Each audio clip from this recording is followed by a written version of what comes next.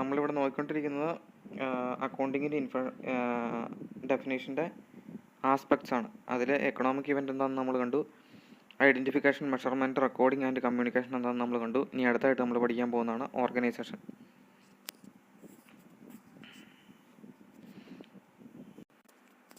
ഇനി അടുത്തായിട്ട് നമ്മൾ നോക്കാൻ പോകുന്നതാണ് organisation.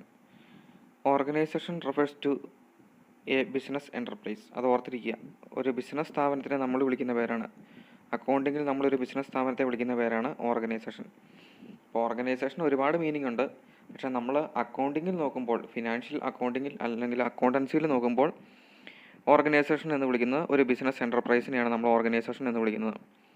Whether for profit or non profit motive. ഈ ഓർഗനൈസേഷൻ എന്ന് പറഞ്ഞാൽ പ്രോഫിറ്റ് മോട്ടീവ് ആയിരിക്കാം, അല്ലെങ്കിൽ ലാഭം ലക്ഷ്യമല്ലാത്തതായിരിക്കാം. ഇപ്പം സ്കൂള് ഒരു ഓർഗനൈസേഷനാണ്, അതിൻ്റെ ലക്ഷ്യം എന്ന് പറയുന്നത് ലാഭമല്ല. സർക്കാർ സ്കൂളുകളിൽ കുട്ടികളുടെ കയ്യിൽ നിന്നൊന്നും ഈ പറഞ്ഞിരിക്കുന്ന ഫീസുകളോ കാര്യങ്ങളോ ഒന്നും വാങ്ങുന്നില്ല. അപ്പോൾ അതൊരു ലാഭത്തിന് വേണ്ടി ചെയ്യുന്ന ഒരു കാര്യമല്ല. അല്ലെങ്കിൽ സർക്കാർ ഹോസ്പിറ്റൽ ഒരു ഓർഗനൈസേഷനാണ്. ഇതെല്ലാം എന്തിനു വേണ്ടിയിട്ടാണ് ചെയ്യുന്നത്? ഒരു സർവീസ് എന്നുള്ള രീതിയിലാണ് ചെയ്യുന്നത്. അപ്പോൾ ഓർഗനൈസേഷൻ രണ്ട് രീതിയിൽ വരാം. പ്രോഫിറ്റ് മോട്ടീവ് ഉള്ളതായിരിക്കാം, അല്ലെങ്കിൽ നോട്ട് ഫോർ പ്രോഫിറ്റ് മോട്ടീവ്, ലാഭത്തിന് വേണ്ടി അല്ലാതെ പ്രവർത്തിക്കുന്ന ഓർഗനൈസേഷനും ഉണ്ട്. അപ്പം നമ്മുടെ കൂടുതലും പഠിക്കുന്നത് ലാഭത്തിനായിട്ട് പ്രവർത്തിക്കുന്ന ഓർഗനൈസേഷനെയാണ്, ബിസിനസ് എൻ്റർപ്രൈസ്. അവരുടെ ലക്ഷ്യം എന്ന് പറയുന്നത് പ്രോഫിറ്റ് ഉണ്ടാക്കുക എന്നുള്ളതാണ്. ഇനി depending upon the size of activities and level of business operation. അപ്പം ഒരു ബിസിനസ്സിൻ്റെ സൈസ് ഓഫ് ആക്ടിവിറ്റീസും അവർ ചെയ്യുന്ന ആക്ടിവിറ്റീസും and level of business operation, അവർ ചെയ്യുന്ന ബിസിനസ്സിൻ്റെ ലെവല് ലാർജ് സ്കെയിലായിരിക്കാം, മീഡിയം സ്കെയിലായിരിക്കാം, സ്മോൾ സ്കെയിലായിരിക്കാം. ലാർജ് എന്ന് പറഞ്ഞാൽ വലിയ കമ്പനികൾ, മീഡിയം എന്ന് പറഞ്ഞാൽ ഇടത്തരം കമ്പനികൾ, ലോ എന്ന് പറഞ്ഞാൽ ഏറ്റവും ചെറുകിട കമ്പനികൾ. It can be.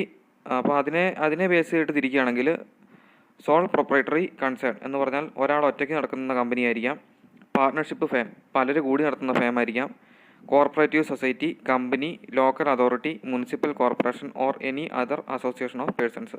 അപ്പം ഒരു ഓർഗനൈസേഷൻ എന്ന് പറഞ്ഞാൽ അത് സോൾ പ്രൊപ്പറേറ്റർ ആവാം, പാർട്ട്ണർഷിപ്പ് ആവാം, കോഓപ്പറേറ്റീവ് സൊസൈറ്റി ആയിരിക്കാം, കമ്പനി ആയിരിക്കാം, ലോക്കൽ അതോറിറ്റി എന്ന് പറഞ്ഞാൽ നമ്മുടെ പഞ്ചായത്തും അങ്ങനെയുള്ളതൊക്കെയാണ് ലോക്കൽ അതോറിറ്റി എന്ന് പറയുന്നത്. മുനിസിപ്പൽ കോർപ്പറേഷൻ ആയിരിക്കാം, or any other association of person, അല്ലെങ്കിൽ ഒരു കൂട്ടം ആൾക്കാരുടെ ഒരു അസോസിയേഷനെ നമുക്ക് ഓർഗനൈസേഷൻ എന്ന് വിളിക്കാം. ക്ലബ്ബുകൾ അതൊരു ഓർഗനൈസേഷനാണ്. അങ്ങനെ റെസിഡൻസ് അസോസിയേഷൻ അതൊരു ഇതാണ്, ഓർഗനൈസേഷനാണ്. അപ്പം അങ്ങനെ ഒരു കൂട്ടം ആൾക്കാരുടെ ഒരു അസോസിയേഷനെ നമുക്ക് ഓർഗനൈസേഷൻ എന്ന് വിളിക്കാം. ഇങ്ങനെയൊക്കെ ആണെങ്കിലും നമ്മുടെ കോമേഴ്സുകാരെ സംബന്ധിച്ചിടത്തോളം, അല്ലെങ്കിൽ അക്കൗണ്ടിങ്ങിനെ, ബിസിനസ് സ്റ്റഡീസിനെ സംബന്ധിച്ചിടത്തോളം ഒരു ഓർഗനൈസേഷൻ എന്ന് പറഞ്ഞാൽ പെട്ടെന്ന് തന്നെ മനസ്സിൽ വരേണ്ടത് എ ബിസിനസ് എൻ്റർപ്രൈസ്. ഒരു ബിസിനസ് എൻ്റർപ്രൈസിനെയാണ് നമുക്ക് ഓർഗനൈസേഷൻ എന്ന് പെട്ടെന്ന് ഓർമ്മയിൽ വരുന്നത്. പിന്നെ അതിൻ്റെ അകത്ത് പറഞ്ഞിട്ടുള്ള കാര്യങ്ങൾ, ഓർഗനൈസേഷന് പ്രോഫിറ്റ് മോട്ടീവ് ആയിരിക്കാം. ചിലർ പ്രോഫിറ്റിന് വേണ്ടിയിട്ടല്ല ഓർഗനൈസേഷൻ ഉണ്ടാക്കുന്നത്. ഇനി അതിൻ്റെ കുറച്ച് എക്സാമ്പിൾ പറയുകയാണെങ്കിൽ soul proprietor, partnership, cooperative society, company, local authority, municipal corporation, അല്ലെങ്കിൽ അതർ അസോസിയേഷൻ ഓഫ് പേഴ്സൺസ്, ഇതെല്ലാം ഇതിൻ്റെ അണ്ടറിൽ വരും, ഓർഗനൈസേഷൻ്റെ അണ്ടറിൽ വരുന്നുണ്ട്. ഇനി അടുത്തായിട്ട് നമ്മൾ പഠിക്കാൻ പോകുന്ന ഒന്നാണ് ഇൻട്രസ്റ്റഡ് യൂസേഴ്സ് ഓഫ് ഇൻഫർമേഷൻ. അപ്പോൾ അക്കൗണ്ടിങ് നമ്മൾ റിപ്പോർട്ട് തയ്യാറാക്കും, അത് ഇൻറ്റേർണൽ ആൻഡ് എക്സ്റ്റേണൽ യൂസർമാർക്ക് കൈമാറണം എന്നുള്ള കാര്യമൊക്കെ കമ്മ്യൂണിക്കേഷൻ എന്ന് പറഞ്ഞ ഭാഗത്ത് നമ്മൾ പഠിച്ചിരുന്നു. അപ്പം അക്കൗണ്ടിങ് റിപ്പോർട്ട് ആവശ്യമുള്ള, അല്ലെങ്കിൽ അക്കൗണ്ടിങ് ഇൻഫർമേഷൻ ആവശ്യമായിട്ടുള്ളവർ ആരൊക്കെയാണ് എന്നുള്ളതാണ് നമ്മൾ ഇതിനകത്ത് ഡീറ്റെയിൽ ആയിട്ട് പഠിക്കാനായിട്ട് പോകുന്നത്. Accounting is a means by which necessary financial information about business enterprise is communicated and is also called the language of business. ഇവിടെ പറഞ്ഞിരിക്കുകയാണ് accounting is a means, accounting ആണ് ഒരു വഴി. എന്തിൻ്റെ വഴി? By which necessary financial information about business enterprise. Business എൻ്റർപ്രൈസിനെ സംബന്ധിച്ചിട്ടുള്ള ആവശ്യമായിട്ടുള്ള നെസസറി ആയിട്ടുള്ള ഫിനാൻഷ്യൽ ഇൻഫർമേഷൻ എല്ലാം കമ്മ്യൂണിക്കേറ്റ് ചെയ്യുന്നത്, എൻ്റർപ്രൈസ് ഈസ് കമ്മ്യൂണിക്കേറ്റ് ചെയ്യുന്നത് അക്കൗണ്ടിങ് വഴിയായിട്ടാണ്. അപ്പം ഒരു ബിസിനസ് എൻ്റർപ്രൈസിനെ സംബന്ധിച്ചിടത്തോളം അവർക്ക് വേണ്ട ഫിനാൻഷ്യൽ ഇൻഫർമേഷൻ എല്ലാം കമ്മ്യൂണിക്കേറ്റ് ചെയ്യുന്നത് എവിടെ നിന്നാണ്? ഈ പറഞ്ഞിരിക്കുന്ന അക്കൗണ്ടിങ് വഴിയായിട്ടാണ്. അതുകൊണ്ട് തന്നെ and also called the language of business. അതുകൊണ്ട് തന്നെ ബിസിനസ്സിൻ്റെ ലാംഗ്വേജ് എന്ന് നമുക്ക് എന്തിനെ വിളിക്കാൻ സാധിക്കും? അക്കൗണ്ടിങ്ങിനെ വിളിക്കാൻ സാധിക്കും. അപ്പോൾ ബിസിനസ്സിൻ്റെ ലാംഗ്വേജ് ആണ് എന്തെന്ന് പറയുന്നത്? അക്കൗണ്ടിങ്. ഇനി അടുത്തായിട്ട് many users need information in order to make important decision. ഇവിടെ പറഞ്ഞിരിക്കുകയാണ് മെനി യൂസേഴ്സ്, പല ആൾക്കാർക്കും, ഈ കമ്പനിയുമായിട്ട് ബന്ധപ്പെട്ട് കിടക്കുന്ന ഒരുപാട് ആൾക്കാർക്ക് ഫിനാൻഷ്യൽ ഇൻഫർമേഷൻ. അവർക്ക് എന്താ ആവശ്യമുണ്ട്? ഫിനാൻഷ്യൽ ഇൻഫർമേഷൻ ആവശ്യമുണ്ട്. In order to make important decision. എന്തിനു വേണ്ടിയിട്ടാണ്? വളരെ പ്രധാനപ്പെട്ട തീരുമാനങ്ങൾ എടുക്കുന്നതിന്, ഇമ്പോർട്ടൻ്റ് ആയിട്ടുള്ള ഡിസിഷൻസ് എടുക്കുന്നതിന് വേണ്ടിയിട്ട് ഈ പറഞ്ഞിരിക്കുന്ന ഫിനാൻഷ്യൽ ഇൻഫർമേഷൻ ആൾക്കാർക്ക് ആവശ്യമായിട്ടുണ്ട്. ഇനിയത്തെയാണ് important. These users can be divided into 2 broad categories. ഈ യൂസേഴ്സിനെ നമുക്ക് എന്തായിട്ട് തിരിക്കാം? പ്രധാനമായിട്ട് രണ്ടായിട്ട് തിരിക്കാം: internal users and external users. അത് ഓർത്തിരിക്കുക. ഇനി അടുത്ത് ഇൻറ്റേർണൽ യൂസേഴ്സ് ഇൻറ്റേർണൽ യൂസർമാരിൽ വരുന്നത് chief executive, financial officer, vice president, business unit manager, plant manager, store manager, line supervisor etcetera. കുറച്ച് പേരുടെ പേര് നമ്മൾ കാണാപ്പടം പഠിച്ചു വെക്കുക. ചീഫ് എക്സിക്യൂട്ടീവ് എന്ന് പറഞ്ഞാൽ അറിയാം, CEO, കമ്പനിയുടെ ഏറ്റവും തലപ്പത്തിരിക്കുന്നവരാണ് ചീഫ് എക്സിക്യൂട്ടീവ്. ഫിനാൻഷ്യൽ ഓഫീസർ എന്ന് പറഞ്ഞാൽ കമ്പനിക്കകത്ത് തന്നെയുള്ള ആളാണ്. ഫിനാൻസ് പരമായിട്ടുള്ള കാര്യങ്ങളെല്ലാം ഹാൻഡിൽ ചെയ്യുന്നവരാണ്. കമ്പനിയുടെ വൈസ് പ്രസിഡൻറ്റ് അറിയാം, കമ്പനിക്കകത്തുള്ള ആൾ തന്നെയാണ്. ബിസിനസ് യൂണിറ്റ് മാനേജർമാർ, ഓരോ പ്രൊഡക്ഷൻ ഓരോ യൂണിറ്റ് കാണും, ആ യൂണിറ്റിൻ്റെ മാനേജർമാരാണ്, അവർ കമ്പനിക്കകത്ത് തന്നെയുള്ളവരാണ്. പ്ലാന്റ് മാനേജർ, കമ്പനിയുടെ ഓരോ പ്രൊഡക്ഷൻ നടക്കുന്ന പ്ലാന്റിനെ മാനേജ് ചെയ്യുന്നവരാണ് പ്ലാന്റ് മാനേജർമാർ. സ്റ്റോർ, അവരുടെ സ്റ്റോക്ക് എല്ലാം സൂക്ഷിക്കുന്ന സ്ഥലമാണ് ഈ സ്റ്റോർ എന്ന് പറയുന്നത്, അതിനെ മാനേജ് ചെയ്യുന്ന ആൾക്കാർ. ലൈൻ സൂപ്പർവൈസർമാർ എന്ന് പറഞ്ഞിട്ടുണ്ടെങ്കിൽ അവിടെ മേൽനോട്ടം വഹിക്കുന്ന ഓരോ പ്രോഡക്റ്റിനും ഓരോ പ്രോഡക്റ്റ് ലൈൻ എന്നാണ് പറയുന്നത്. അപ്പോൾ അതിൻ്റെ സൂപ്പർവൈസർമാർ, അതിനെ മേൽനോട്ടം വഹിക്കുന്നവന്മാർ, ഇവരൊക്കെയാണ് ഇൻറ്റേർണൽ യൂസർമാർ, അക്കൗണ്ടിങ് ഇൻഫർമേഷൻ ആവശ്യമായിട്ടുള്ളവർ. ഈ പറഞ്ഞിരിക്കുന്ന ഫിനാൻഷ്യൽ ഓഫീസറിനും ചീഫ് എക്സിക്യൂട്ടീവിനും വൈസ് പ്രസിഡൻറ്റിനും ഒക്കെ ഓരോ തീരുമാനങ്ങൾ എടുക്കണം. എന്ത് വേണം? കമ്പനി ലാഭത്തിനാണോ നഷ്ടത്തിനാണോ, അല്ലെങ്കിൽ കമ്പനിയുടെ ഇപ്പോഴത്തെ അവസ്ഥ എന്താണ്, കമ്പനിക്ക് ഒരുപാട് കടങ്ങളുണ്ടോ, കടങ്ങളെല്ലാം കമ്പനി തിരിച്ചടയ്ക്കുന്നുണ്ടോ എന്നൊക്കെ അറിഞ്ഞതിന് ശേഷം വേണം അവർക്ക് ഓരോരോ തീരുമാനങ്ങൾ എടുക്കുന്നതിനായിട്ട്. ഇനി അടുത്തത്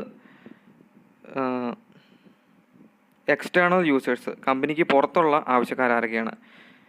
പ്രസൻറ്റ് ആൻഡ് പൊട്ടൻഷ്യൽ ഇൻവെസ്റ്റേഴ്സ് എന്ന് പറഞ്ഞാൽ ഷെയർ ഹോൾഡേഴ്സ്, കമ്പനിയുടെ നിലവിലുള്ള അല്ലെങ്കിൽ വരാൻ പോകുന്ന ഷെയർ ഹോൾഡേഴ്സ് കമ്പനിയിലോട്ട് നിക്ഷേപിക്കാനായിട്ട്. ഇപ്പോൾ ഓരോ കമ്പനിയൊക്കെ വളരുന്നതനുസരിച്ചിട്ടായിരിക്കാം കുറേ ആൾക്കാർ അതിനകത്തോട്ട് പൈസ നിക്ഷേപിക്കുന്നത്. ഇപ്പോൾ റിലയൻസ് അങ്ങനെയുള്ള കമ്പനികൾ, ടാറ്റ അങ്ങനെയുള്ള കമ്പനികളെല്ലാം വളർന്നുകൊണ്ടിരിക്കുകയാണ്.